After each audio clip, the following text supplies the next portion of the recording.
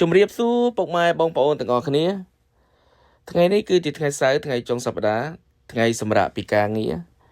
ហើយថ្ងៃនេះដែរខ្ញុំបានឆ្លៀតសម្រាប់ពីការងារក៏បានធ្វើបាយឆាគ្រឿងសមុទ្រមួយចាននិងថែមពង2គ្រាប់ថែមទៀតហើយឥឡូវគឺយើងទៅមើលពីរបៀបធ្វើរបស់ខ្ញុំទាំងអស់គ្នាដំបូងបំផុតគឺខ្ញុំដាក់ពងមាន់មួយគ្រាប់គឺនៅប្រទេសជប៉ុនអត់មានពងទាទេមានតែពងមាន់យើងកូរវាឲ្យបាយចឹងមកកូរវឹតចឹងមកហ្នឹងហើយបន្ទាប់មកក៏យើងនឹងដាក់បាយចូល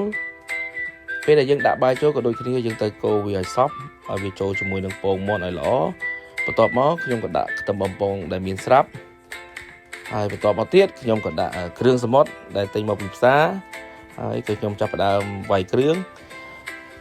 ចំពោះគ្រឿងគឺខ្ញុំដាក់ម្សៅរ៉ាទីជាម្សៅរបស់ខ្មែរយើងណាកូនខ្មែរជាអ្នកផលិតមិនមែនម្សៅរបស់អាចោសៀមទេហើយបន្ទាប់មកក៏ខ្ញុំដាក់ស្ករបន្តិចទៅហើយក៏ដាក់ទឹកត្រីរួចហើយក៏ខ្ញុំដាក់ម្រេចអ្វីដែលយើងមិនអាចខ្វះបានគឺស្លឹកខ្ទឹមហ្នឹងហើយបាយឆាបើអត់ស្លឹកខ្ទឹមគឺស្មើនឹង0ដូច្នេះឥឡូវយើងទៅហូបទាំងអស់គ្នា